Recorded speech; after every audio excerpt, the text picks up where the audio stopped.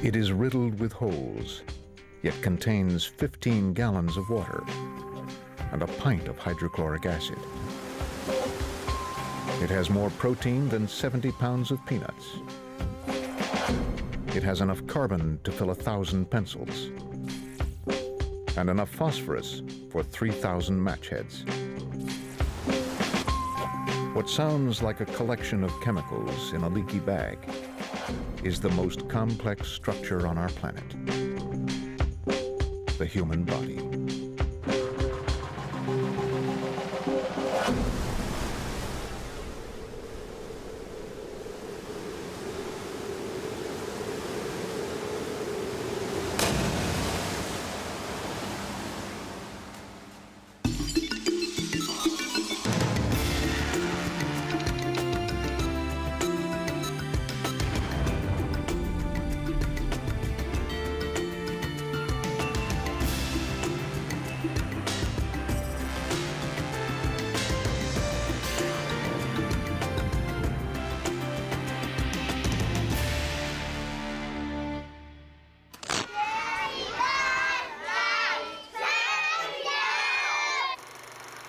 Four 400,000 humans are born every day.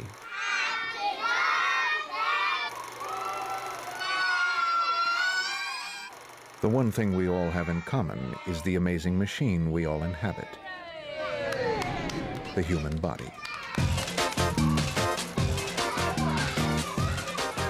In the course of its life, it will breathe 10 million balloons worth of air. It will process 30 tons of food. And it will secrete 17 gallons of tears.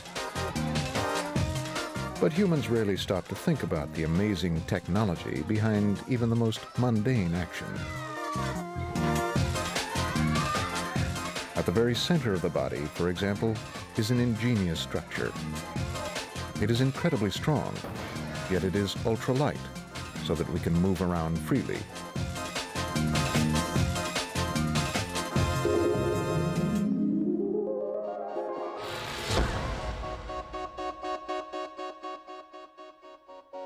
The skeleton is made up of 206 rigid bones.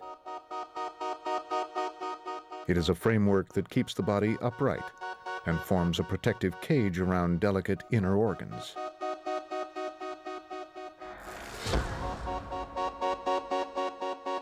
The most vulnerable organ in the body gets special attention.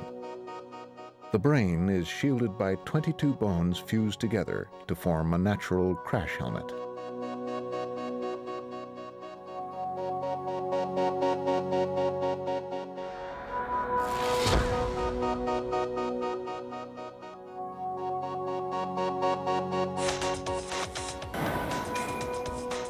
But the strongest bones in the skeleton work the hardest.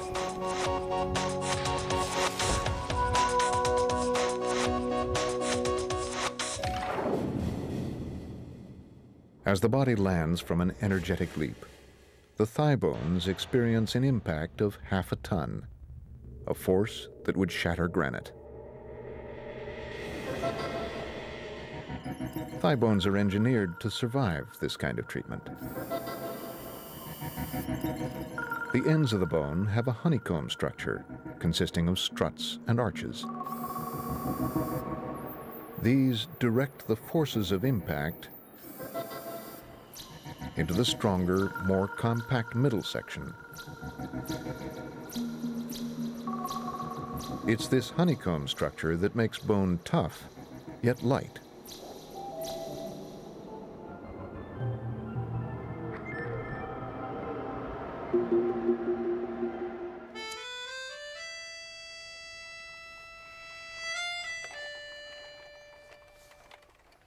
This example of nature's ingenuity inspired an engineer working in Paris in the late 1800s.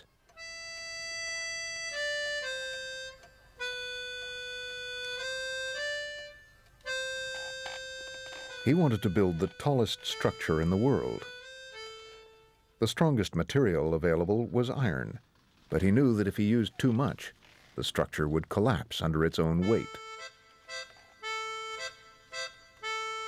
Following the blueprint of the thigh bone, the engineer used the iron only where it made the structure stronger.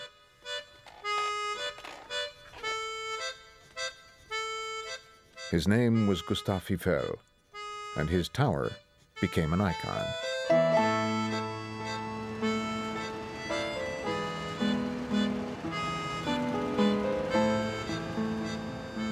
The iron girders in the Eiffel Tower, like the struts and arches in a thigh bone, direct all forces acting on the tower into its strongest parts.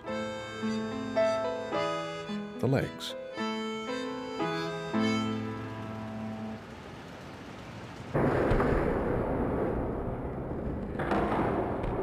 But unlike the Eiffel Tower, bones are not rooted to the spot. They are constantly on the move and have to cope with all kinds of stresses and strains. Any impact on bone triggers an amazing reaction.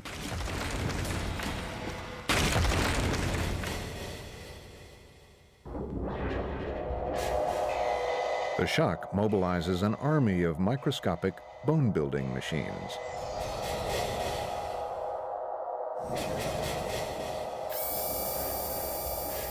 Where stress occurs, these cells excrete a layer of liquid bone. This hardens to strengthen the structure.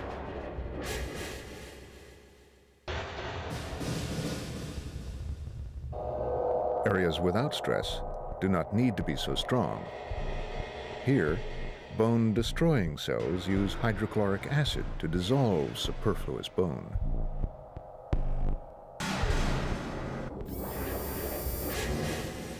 Like a team of sculptors, the bone cells constantly remodel the skeleton to make it strong where it has to be and light where it can afford to be.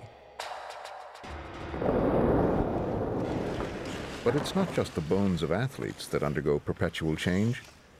It happens to all of us. We take around 5 million steps a year, and each one does its share to shape our bones. To every action, there is a reaction. Exercise strengthens the skeleton. Driving a car weakens it. All through their lives, humans thus sculpt their own unique skeletons.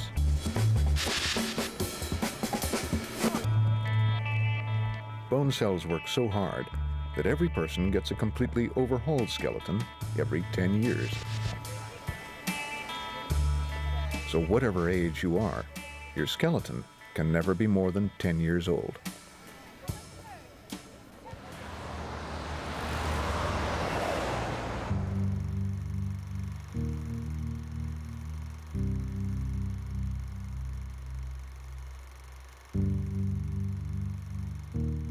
The biggest organ in the body weighs in at about 9 pounds and covers an area of about 20 square feet.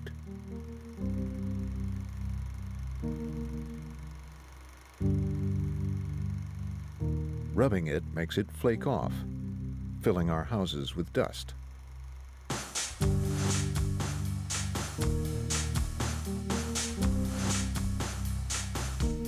It's the skin.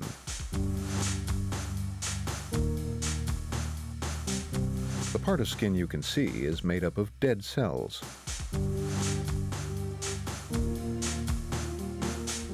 These overlap like tightly packed roof tiles, making the body waterproof.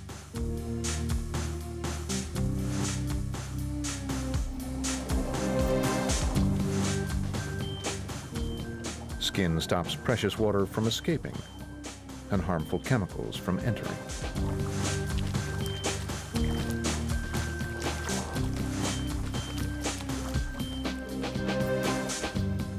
While it is a formidable barrier, skin has to be flexible.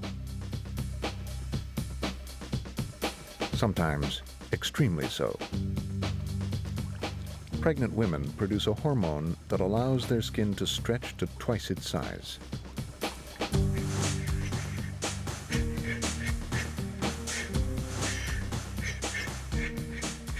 But skin is not just an inert coating. It is an active organ with a vital function.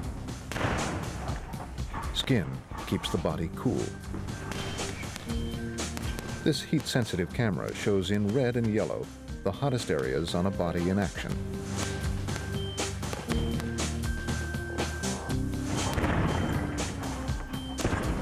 During heavy exercise, muscles generate enough heat to boil several cups of coffee.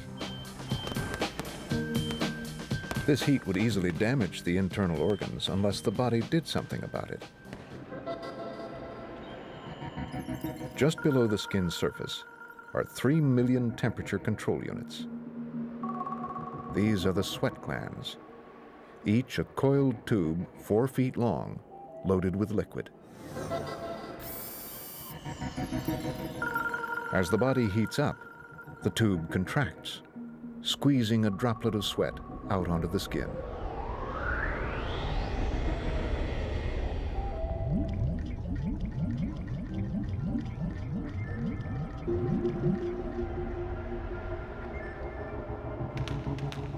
As the sweat evaporates, it draws heat from the skin and cools the body. A body working flat out can expel 2 pints of sweat per hour.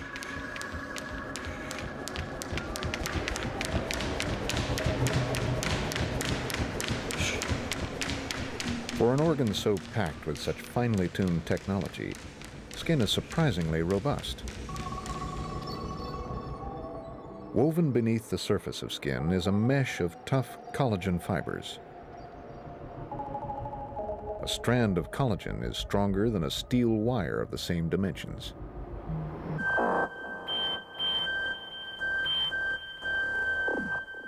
If skin lacks collagen, it is weak. This hardly matters unless it is pushed to its limit. 4 years ago, Billy Schweyer lost his bid for the lightweight championship of the world. His skin let him down. The fight was going really well actually, but unfortunately I got 2 really bad cuts, one over each eye. And unfortunately the referee had to stop the fight at the end of the 8th round. Losing the championship because of cut eyes is a terrible way to lose a championship really, but that's boxing.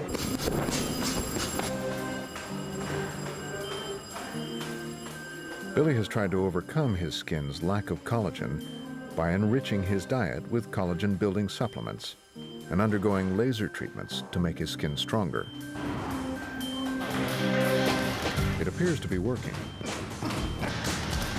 Billy has not been cut in his last 4 fights, but his skin is about to face its toughest test.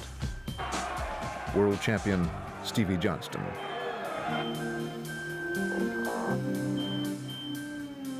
I really do believe that this is my time now, and fingers crossed on the night it'll be okay for me.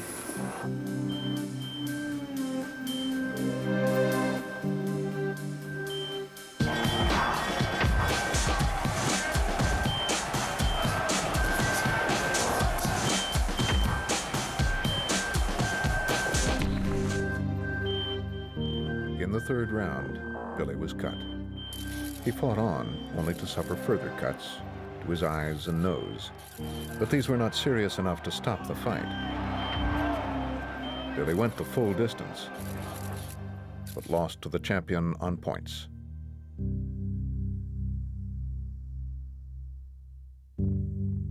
It's hard to imagine, but given time, Billy's cuts will heal. This is what makes skin truly amazing. When skin is cut, hundreds of blood vessels are severed, flooding the wound with blood. This carries the body's healing kit.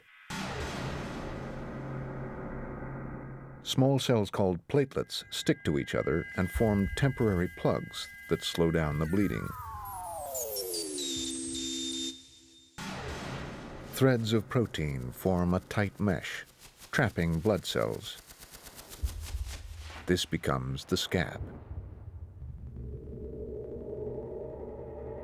The scab contracts, pulling the edges of the wound closer together. Eventually, the scab falls off, leaving behind a strip of new skin.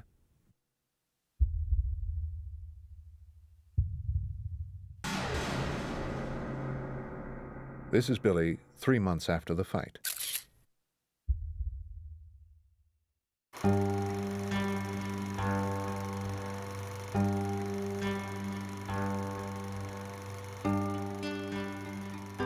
The human body seems to break all the rules of engineering.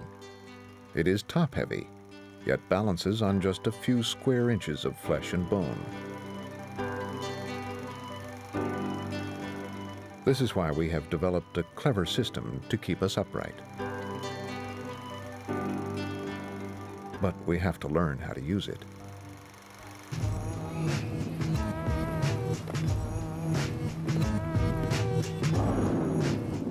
Once the basics are mastered, we can push our balance organs to the edge.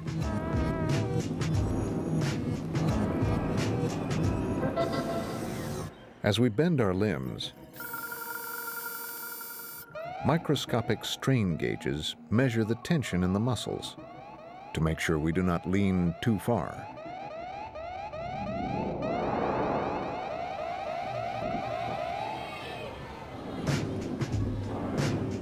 The eyes lock on to familiar references, like the horizon, to judge which way the body is leaning.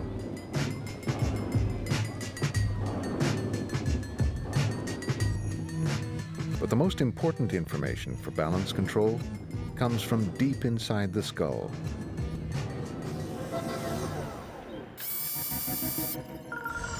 At the very center of the inner ear are two tiny sac-like organs.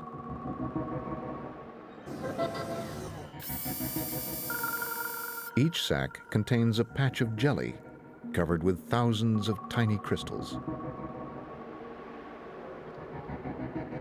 As the head tilts, gravity pulls these crystals toward the ground.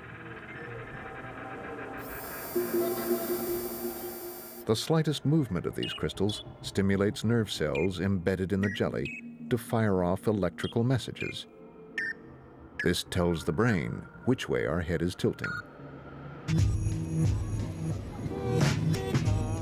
These organs are so sensitive that we can detect a change in the angle of the head by as little as a few widths of a hair.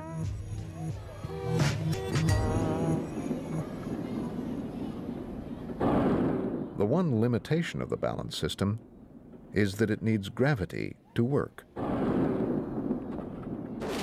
We have main engine start, 4, 3, 2, 1. We have booster ignition and liftoff. Roll program. When we venture into space, we start to experience problems. Course heading northeast. Vertical and horizontal reference points are not where the eyes expect them to be. The strain gauges in muscles experience less resistance than they are used to, and without gravity to pull on them, the crystals in the inner ears stop sending accurate information. As a result, the balance system goes awry. It is an experience all too familiar for Dr. Ellen Baker, a medic on 3 space shuttle missions. Until you're really weightless, you just don't know what it's going to be like. You don't know how your body's going to react. You don't know how you're going to adjust when your world is turned in any number of directions. But it's very exciting. If I could have my patient, please. And I think as the mission goes on, you find your feet are facing the floor less and less often. It looks okay. Astronauts eventually adapt to their balance sensors, giving them confusing and unfamiliar information. After a short time in space, the human body actually forgets how to deal with gravity, and instead learns how to balance and move around without it.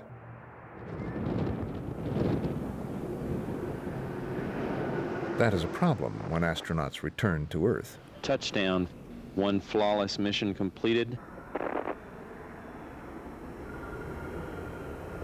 I actually had a harder time coming back than I did going. normal sensations of moving your head don't feel so normal. For example, every time I would turn my head back and forth, I'd feel like my body was translating back and forth. And some people have that same sensation when they pitch their head forward. They feel like they're tumbling. And it probably took me a good 6 or 7 hours to feel like I could walk without making myself sick. I would say virtually everybody has those sorts of problems to a different degree on returning. Astronauts feel a sensation not unlike seasickness when they return to gravity, because the signals from their reawakened ear crystals do not match with what their eyes are telling them. This confuses them and results in disorientation. Every astronaut has some disturbance of balance or gait after return from flight. If you watch them walk around under the shuttle, for instance, as they try to walk around corners, they take it too short and clip their elbow or their knee on the corner. There's a funny illusion that many of them report if they walk upstairs right after space flight. It feels not like they're walking up the stairs, but often like they're pushing the stairs down. After landing, astronauts are tested for balance in a computer-controlled booth. This test, please keep your eyes open and try to maintain an upright stance. Here we go. Bill Pulaski can move the base plates and the visual surround to assess the performance of each of the balance sensors. You feel like you know where upright is? I think so. I think I'm tilting back right now. And now I feel like I'm about to fall forward. He has found that the inner ear organ is impaired the most. Okay. Wow. You all right? Yeah, I'm fine. Okay. The longer a human spends in weightlessness, the longer it takes the body to readapt to gravity. It can take weeks for an astronaut to get over the nausea and disorientation.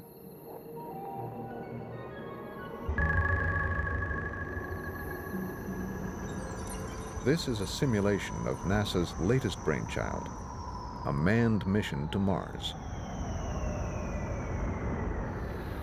As soon as they touch down, the crew would have to cope with the planet's gravity, which is only half that of Earth, but enough to cause problems. The kinds of disturbances that they have on landing put them at a higher risk of falling, and if one were to fall and hurt oneself on the Martian surface, then it could disrupt the mission or it could hurt the person for a long period of time. There could be some dire consequences.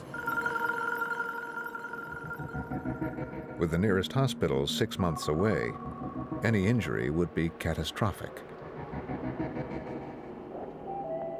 NASA wants to solve the balance problem by reminding astronauts what gravity feels like. They plan to dose them with artificial gravity by spinning them in a centrifuge for short periods during the flight.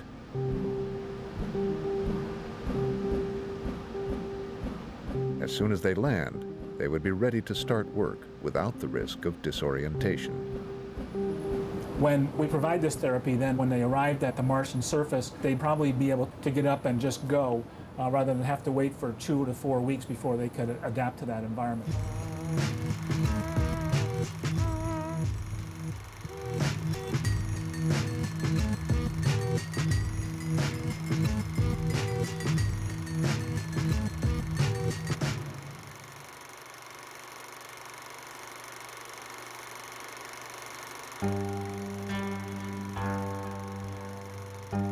Perhaps the most sophisticated instrument in nature is something we take for granted: the human hand.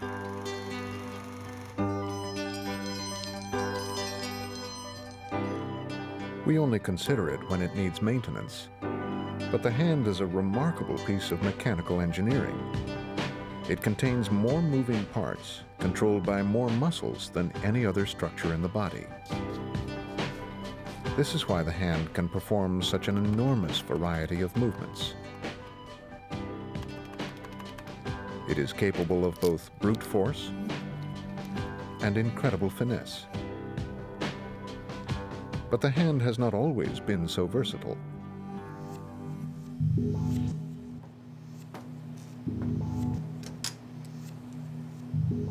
At the University of Arizona, physical anthropologist Dr. Mary Marsky is investigating the evolution of the hand.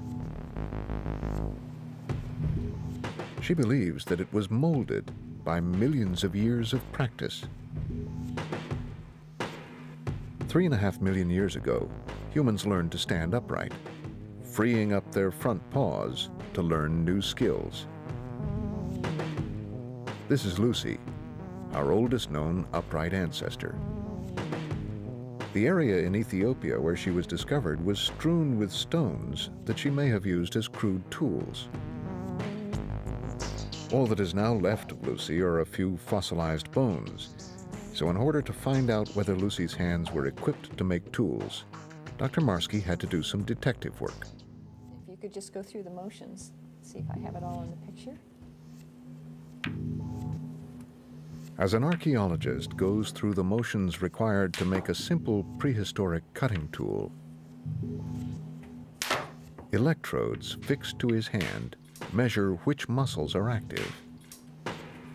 This allows Dr. Marsky to pinpoint which muscles Lucy would have required to make such tools. Well, Lucy would have had muscles very similar to ours, probably the same full complement of muscles that we have. And the muscles would have had to have enough leverage so that she could hold on to objects tightly, because in much of tool making, you have to be able to hold the tool with one hand, hit it with another, and prevent them from flipping out of the hand. And the working surface has to be exposed, otherwise you smash your fingers. Apes can hold things very tightly and grasp things very tightly with their fingers, but it covers up the working surface. And so the muscles had to be built a little bit differently.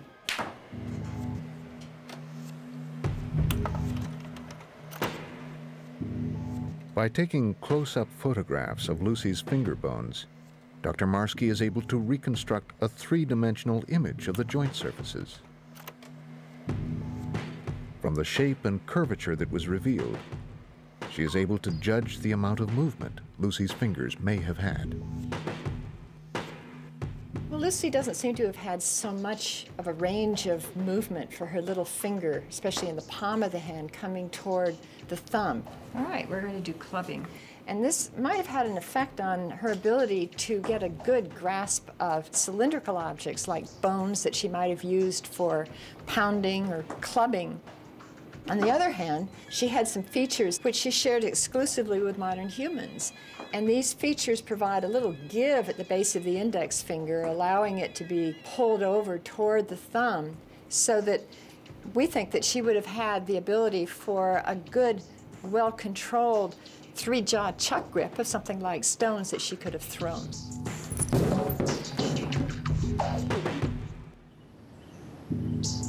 Throwing objects with speed and precision may have been the one thing that gave early humans the edge over other animals.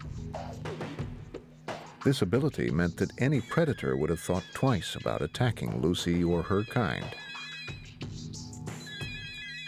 This gave humans the freedom to perfect their manual skills and allowed the hand to evolve.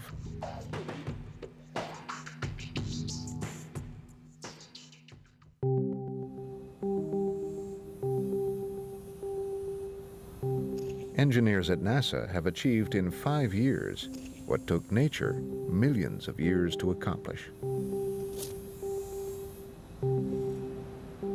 They have built a robotic hand that can do almost everything the human hand can do.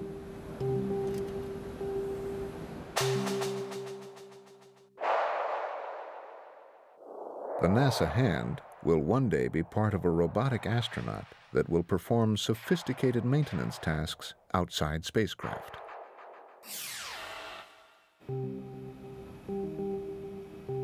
It takes a bank of computers merely to control the mechanical components of the hand.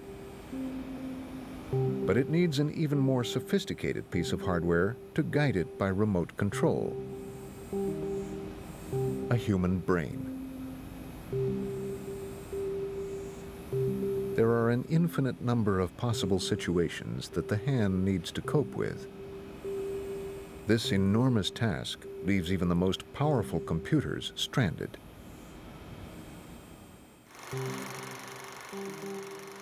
We actually spend most of our early childhood teaching our brains how to control our hands. Just to open a tin can, the brain has to send millions of nerve signals to the hands every second, while it simultaneously coordinates a multitude of other bodily functions.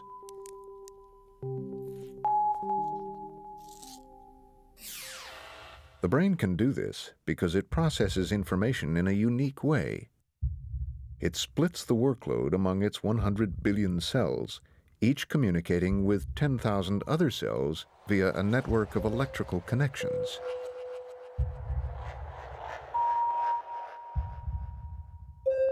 To get an idea of the scale of this system, imagine making a phone call.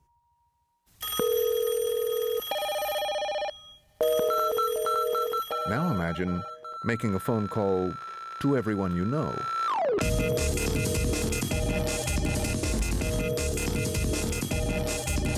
Now imagine every citizen in a city as big as New York calling every single name listed in the telephone directory. What if the same thing was happening in every single city in the world?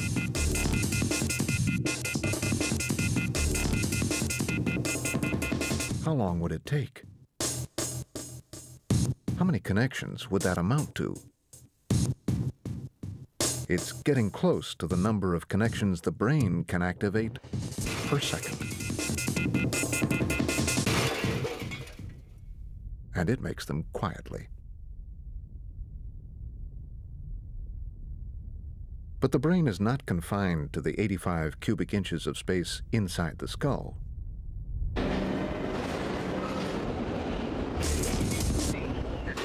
The brain is able to reach out and experience the world through the senses.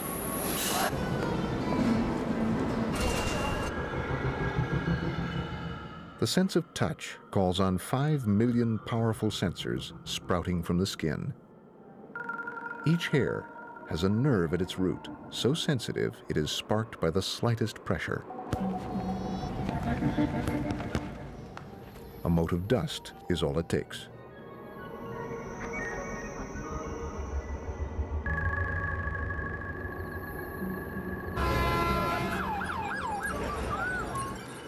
The sense of hearing relies on specially shaped pieces of cartilage attached to the sides of the head.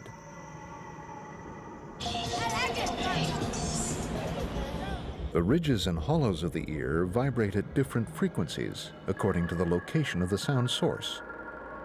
This helps us determine where a sound comes from.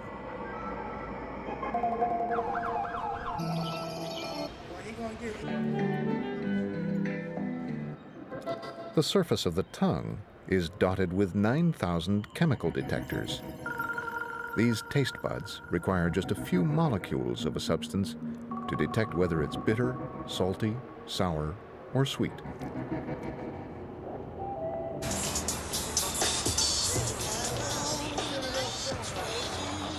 The radar net of the senses even extends far beyond the body itself.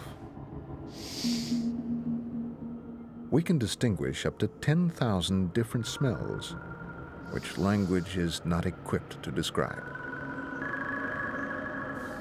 How do you describe the smell of a sunny afternoon or a newborn baby?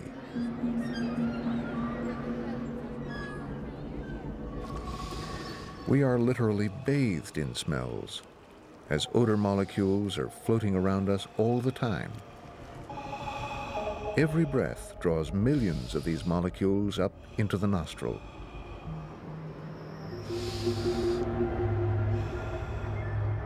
The stream of molecules winds its way right up to a small patch at the top of the nose.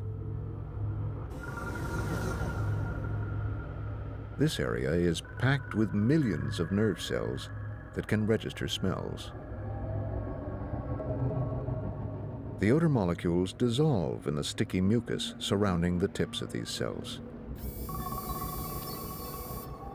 Each nerve ending is studded with tiny receptors that will react to only one specific kind of molecule. Once the odor molecules lock into the correct receptor, they trigger electrical impulses.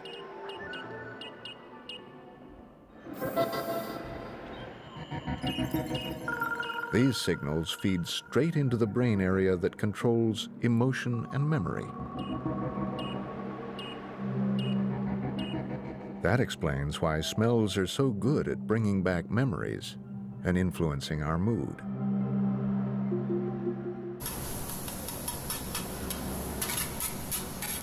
The conscious part of the brain eventually translates all the electric signals from the nose into what we perceive as a smell. So ultimately, we smell with our brains.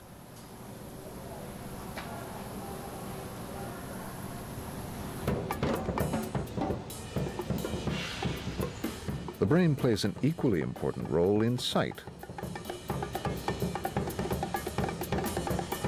More space in the brain is devoted to vision than to all the other senses put together. A picture hitting the retina triggers a wave of electrical activity which travels through the optic nerve to the brain. Within fractions of a second, the brain neatly divides this electric storm into separate chunks of information. For color, edge, form, movement, or depth. Eventually, the brain rebuilds the separate elements into a picture we can understand.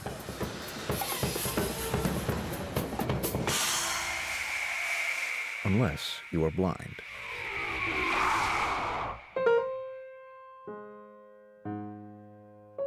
Neurobiologist John Cronley Dillon is trying to do something that sounds like a miracle: make blind people see.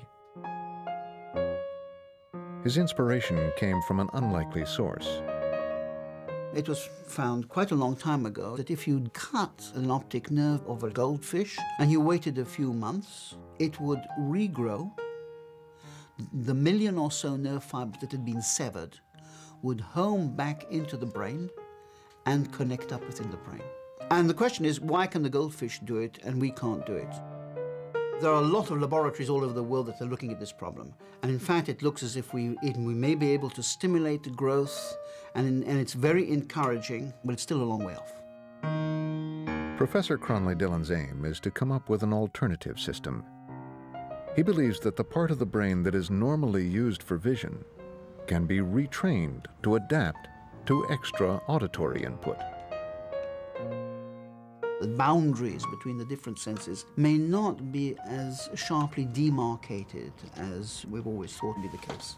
There are certain visual areas of the brain that receive input from the auditory system. At the University of Manchester, Cronley Dillon is attempting to teach his blind subjects to recognize pictures by their sound. Like this fish, or this horse. He gives horizontal lines one sound, the pitch depending on its height. Verticals another, diagonals another. Then if the picture is simplified into a line drawing, it has a characteristic sound. The picture can be split into simple sections or played as a whole. Right, well, I've got a number of images of scenes taken in this area, but what I'm going to do is to let you listen to the whole sound signature for the whole scene.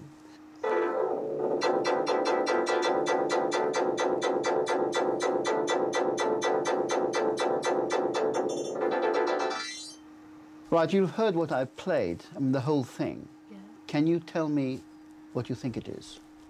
I think the major part of the picture is a big building, because you can hear all those verticals, and they're the signatures for many windows. That's right. The other thing, on the left and the right of it, must be in the foreground, because they seem even bigger in some senses. So I guess the tree must be on the right, must be in the front of the picture. And on the left-hand side, could it possibly be the outline of another building, perhaps?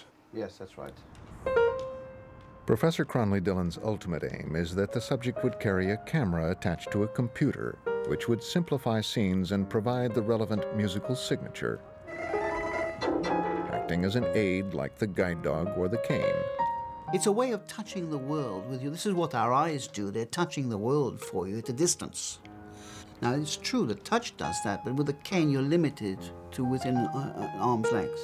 We see it as providing information which is not at the present available to a blind person.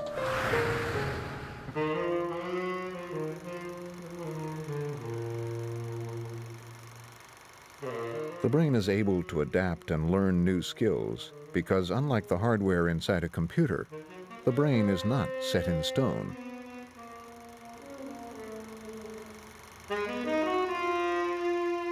It is of an almost fluid nature.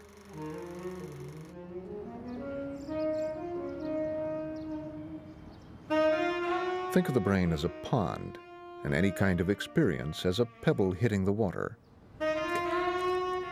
Waves of electrical activities spread out through the brain like ripples on the pond. Different ripples merge and form new patterns. The surface of the pond changes all the time.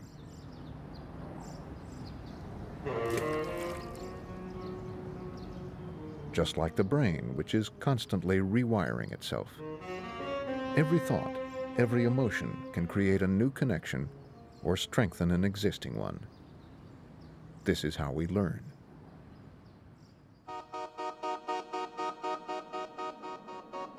Behind all of this activity is an army of microscopic machines, responsible not only for the brain's actions, but for every process within the body.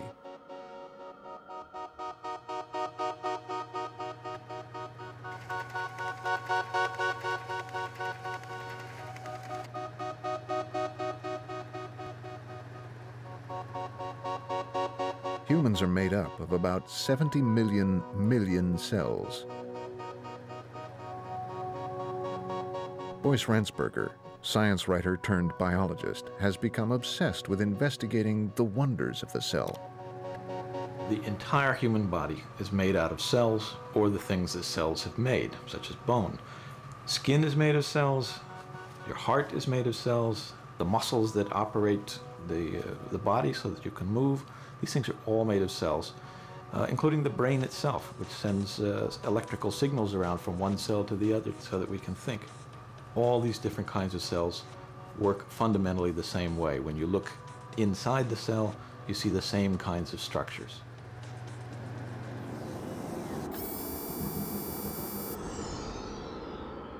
Inside a single cell, there are hundreds of microscopic power stations, protein factories, recycling plants, and transport highways. The nucleus is the control center of the cell. It contains DNA, the blueprint of life that tells a cell how to assemble its infrastructure. The outer wall of the cell allows it to take in the raw materials it needs to stay alive. Cells trap these materials from the outside and package them into tiny cargo bubbles called vesicles. The bubble hitches a ride on a motor no bigger than a molecule, which latches on to one of the miniature monorail tracks that form the cell's transport network.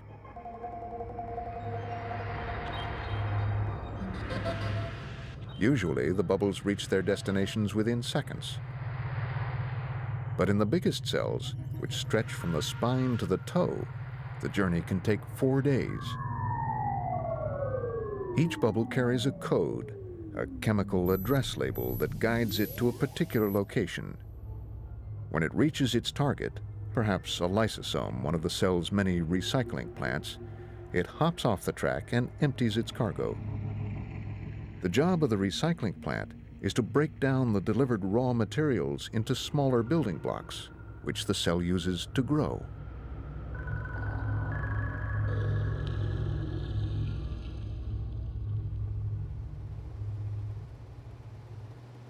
The instructions that are in the cells, starting in embryonic development, tell each cell how to change to take on a new function. Also, the cells monitor the activities going on. If there's a wound, the cells can sense that, and they will send out the message to other cells to come and repair the damage. So all of this keeps the whole body on a kind of an even keel.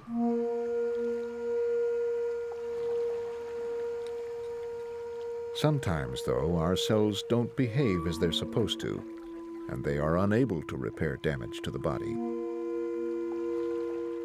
10 years ago, outdoors enthusiast Sean Saracen cut his leg. Unfortunately, the wound was inflamed for such a long period of time that Sean's skin cells were not able to grow and heal the wound. It's quite disturbing when you get a wound area of your skin that's not healing like every other part of your body does. You cut your hand, you cut your face, everything grows back when the cells realize that there's been damage done. But in my leg, that wasn't happening. And so they tried a skin graft, which failed. They tried another skin graft, which failed. And so that's why we needed to take some different measures. Sean is one of 3,000 people who have received a revolutionary treatment, a graft of artificial skin.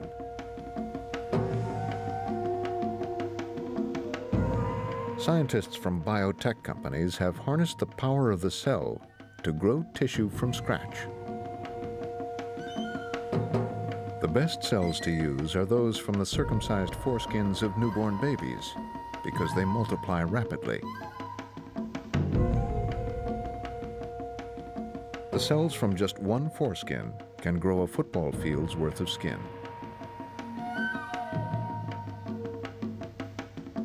This is a sample of the latest generation of factory-grown skin called aplograph. It has neither hair nor sweat glands, but it is teeming with young, vigorous cells.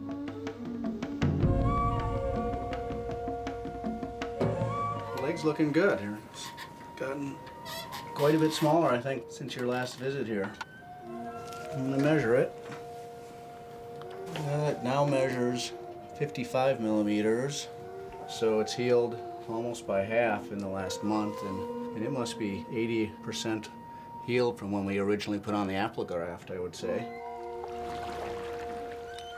It's retaught my skin cells to grow, and when they haven't done that for a long time.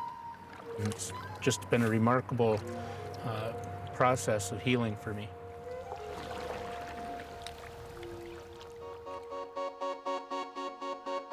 It seems that cells really are the fundamental building blocks of life. If so, what more can scientists learn about life by studying cells? Everything we've looked at turns out to be explainable and understandable in terms of chemistry and physics. So the next question is, what about consciousness? You know, this seems like such a mysterious thing. Can it be explained through entirely natural processes? Most scientists say yes, of course it can. It's undoubtedly going to be one of the last frontiers in the study of how life works at the most fundamental level. And we may get close to it, we may never get close to it.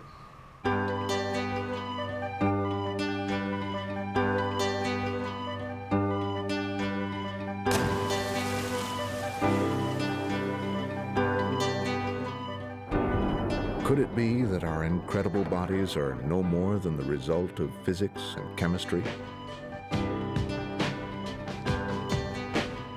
Even if one day our very thoughts could be explained in terms of cells and molecules, there is something that lies beyond the realm of science. Quite simply, how we live our lives. Our experiences and memories really make us who we are. Unique inhabitants of nature's most complex machine, the human body.